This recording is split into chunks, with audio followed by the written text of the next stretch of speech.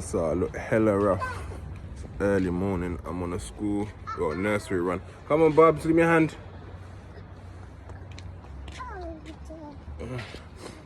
And this made me think. Okay, you don't hold my hands. And this made me think, yeah.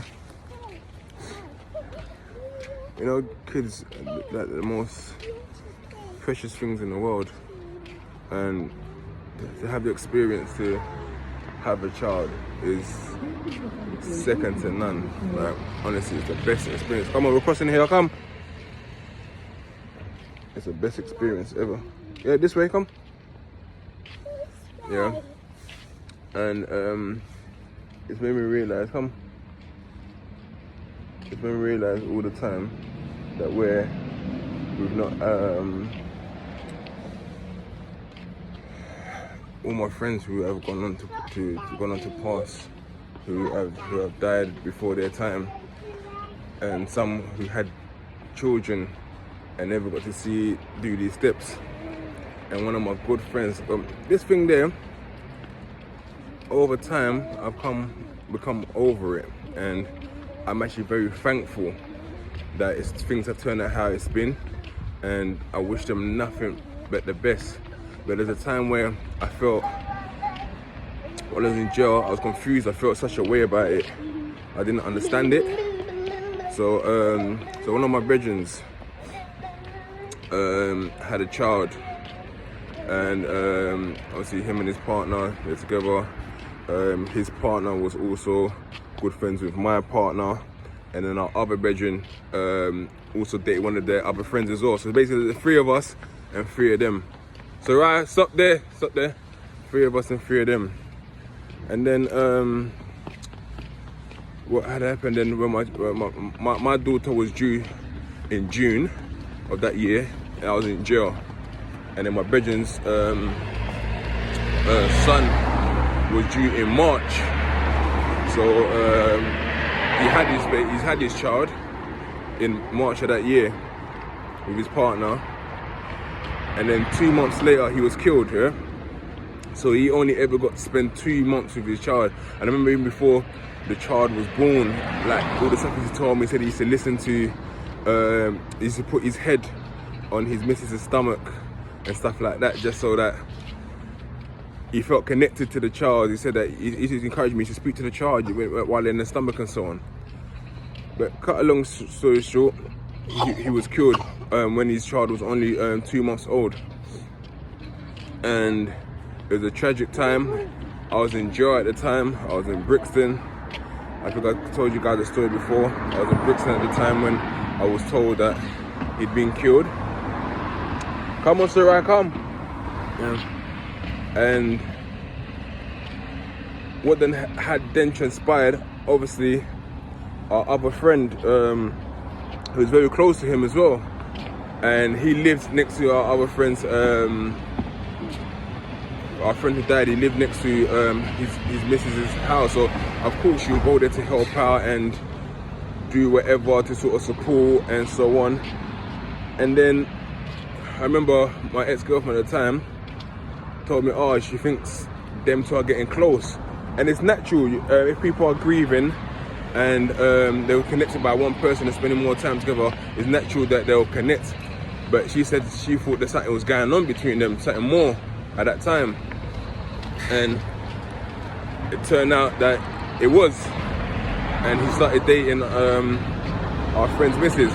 At the time in jail, I was confused. I was like, what the, how can he do that? It doesn't make sense. So I come across into nursery, come. I was like, how can he do that? Oh, I want to do this girl. How can he do that? For me personally, it's like, that's a no-no. Like, that's our brethren, and he's passed, and now you're dating his missus. And I was angry at the time. When I was in jail, I was angry at the time. I'm like, nah, man, that's a violation, man. But, you know what? Come on, Baba. Oh, look, nursery's there. Yeah, I was so pissed and livid, yeah? But when I thought about it, yeah, you know, in the Bible, it says this. In the Bible, it says, if you're, come wash your hands first before you go into nursery, come. the Bible, it says, if you, what do you call it? Put both your hands, don't get your jacket wet. Good girl. Yeah, use the tissues, wipe your hands.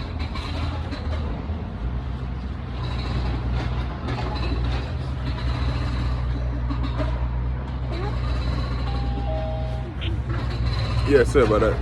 Let me just get her in. Got a little mad rough in it. Oh, they're doing it.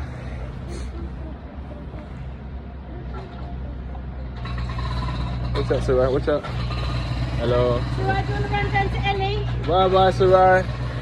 Bye, thank you. Yeah. So, where was I? Yeah, so I was upset, I was livid. I was like, how can you do that? That's our bedroom, he's passed. And over time, and this is going on what? This is 13 years ago. But in the end, my man done her right, man. Like, because I feel like, how can you be with her? But they end up getting married. They end up having a child and a second child. And he's taken on my brethren's son as his own, and he's been looking after him for 13 years. So for 12 years, so 12 years now. So he's been a father, because then what would have been that my brethren would have been, his son would have been without a father figure.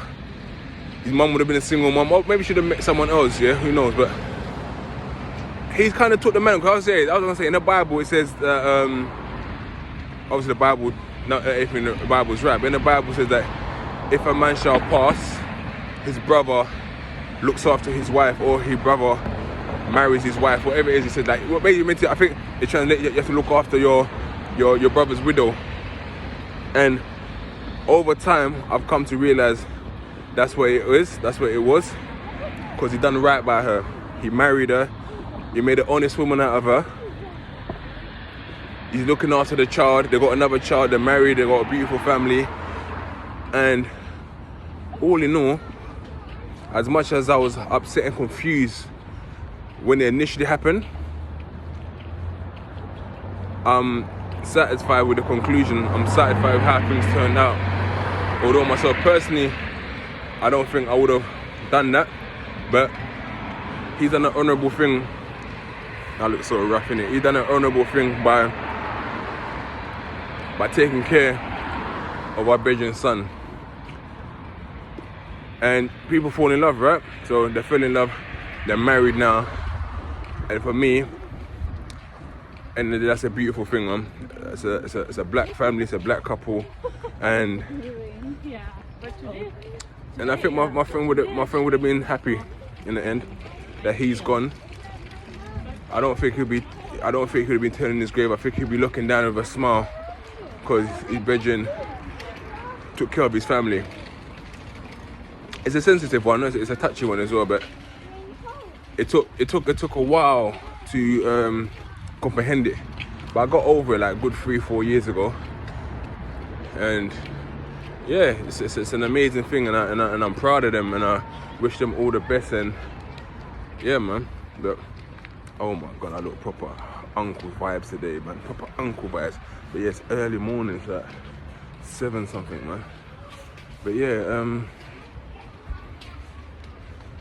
yeah, I just thought about that when I was taking my daughter to nursery, like, and the whole, I guess, story behind it, I guess the whole lesson behind it is that when you have children, it's one of the most precious things.